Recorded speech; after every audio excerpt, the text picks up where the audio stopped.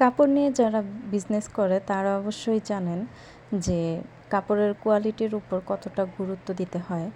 আজকে আমি শেয়ার করব আমার নকশিঘর পেজের জন্য অনলাইনের যে কাজগুলো আমি বেবি ড্রেসগুলো সেল করে থাকি আর থ্রি পিসগুলো আমি কোথা থেকে কিনে নিয়ে আসি সেটাই আজকে শেয়ার করব। আসসালামু আলাইকুম, আমি তানিয়া। সবাইকে আমার নকশিঘরের পক্ষ থেকে শুভেচ্ছা।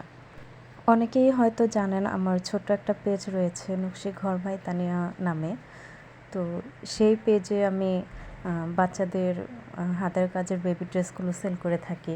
আর তার পাশাপাশি আমি অনলাইনে অফলাইনে দুই জায়গাতেই আমি থ্রি পিস, মেয়েদের যে থ্রি পিস সেগুলো আমি বিক্রি করে থাকি। পাশাপাশি কিছু গজ কাপড়ও রাখার চেষ্টা করি, যেহেতু আমি একজন টেইলর।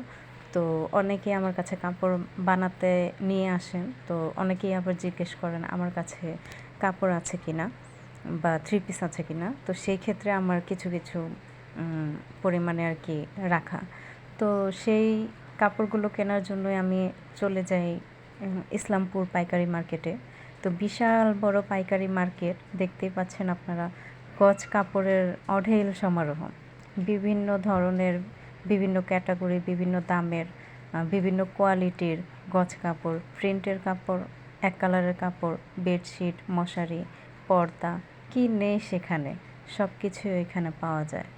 আর এই শোরুমটা থেকে আমি কয়েকবার থ্রি পিস নিয়েছিলাম, বিভিন্ন দামের, বিভিন্ন কোয়ালিটির এবং বিভিন্ন সাইজের, প্রায় সব ধরনের থ্রি পিসই এখানে পাওয়া যায়।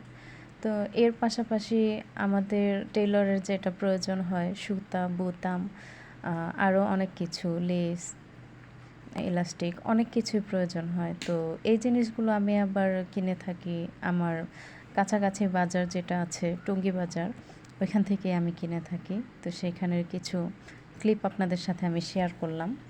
তো আমার ভিডিওটা যদি ভালো লাগে একটা লাইক দিতে ভুলবেন না। চাইলে আমার চ্যানেলটাকে সাবস্ক্রাইব করে পাশে থাকা অল বাটনটি প্রেস করে দিতে পারেন। আপনারা চাইলে আমার ফেসবুক পেজটাতে লাইক ফলো দিতে পারেন। আপনাদের একটা লাইক আমার এই ভিডিওটি অনেকের কাছে পৌঁছাতে সাহায্য করবে।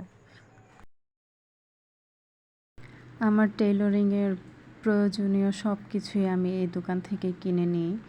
এখানে অবশ্য পাইকারি দামে সব কিছু রাখা হয়। দোকানটির নাম হচ্ছে হক সুতা ঘর। তো সুতা বোতামের পাশাপাশি এখানে হ্যান্ডক্রাফটেরও অনেক কিছুই পাওয়া যায়। ভিডিওটি কেমন লেগেছে আপনার মতামত জানাতে ভুলবেন না। ভিডিওটি দেখার জন্য ধন্যবাদ। আসসালামু আলাইকুম।